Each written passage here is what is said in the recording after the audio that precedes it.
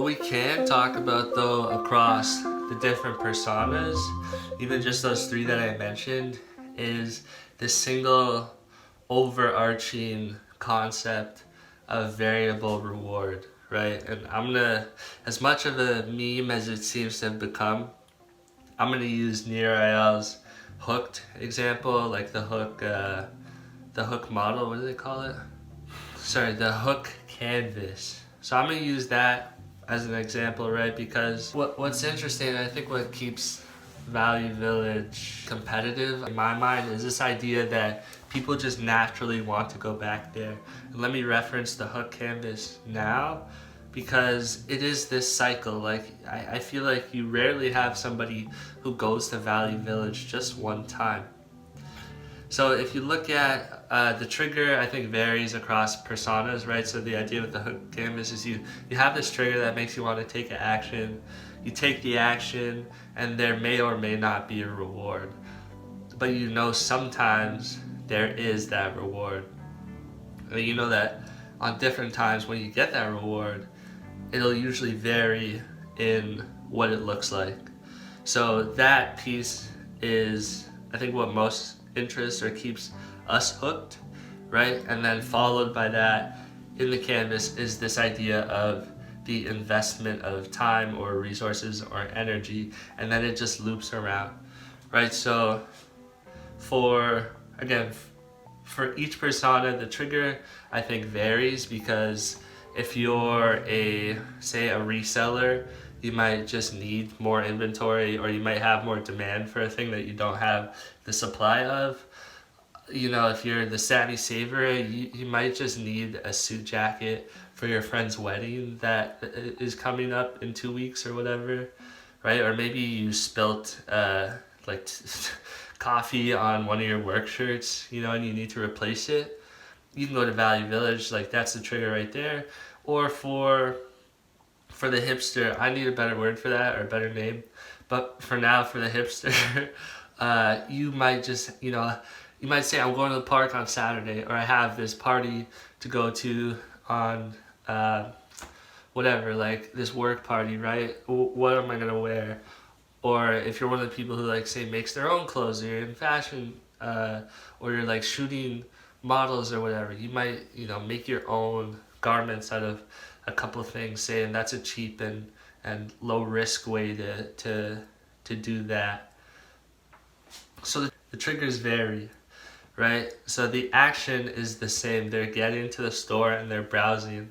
The variable reward is the same, right? Because although they're looking for, different things, I mean, they're not even looking for different things. They're all looking for the same thing, and they all receive the same kind of reward and discovery at Value Village.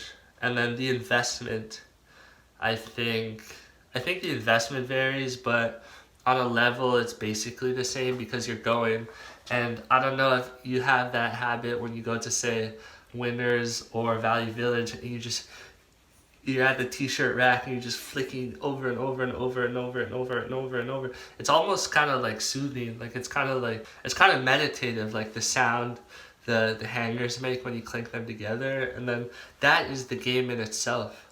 That's where the variable reward comes in, right? And even the sound of that stuff, or the feeling and the motion of like pulling those shirts or those pants or those sweaters back, or like walking down the aisles and pushing the coats aside over and over and over again, looking for that thing that you need or you like or your customers want, right? And discovering that perfect jacket, like an old like Givenchy sweater, I may have said that wrong, or like a weird vintage pair of Asics that actually still look cool, right? It's like, that's the thing that keeps Value Village competitive and interesting, is you go there and it's like a game. It's like not condoning, or what's the word for it?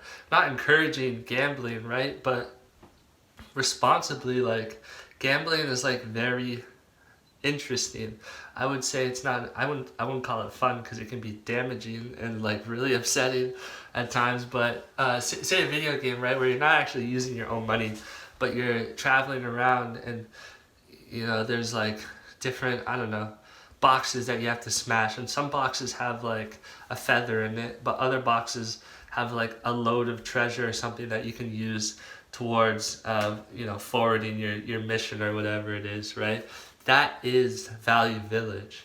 And that's the thing that I find super interesting about Value Village, right? Is this almost like accidental idea of and I would love to know if it is intentional or not, but this idea that you can go in there and just find like the coolest shit, right, for like relatively cheap. You can do the same thing online.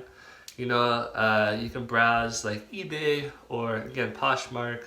Facebook Marketplace is like that because you always have new shit coming up, right? And it tends to like recommend or show you stuff that's most in line with what you've been searching for. So you always seem to get those really like quality recommendations, and it's a little bit addicting, but it's not the same as going into a physical place and like searching and browsing. And you can make it like you can go there with a friend and all of a sudden you're like calling each other over, you're like yelling from across the store, like waving these stupid fucking shirts around. You know, it's just it's literally like a game that's different from any, in my opinion, any other physical resale store that I've visited.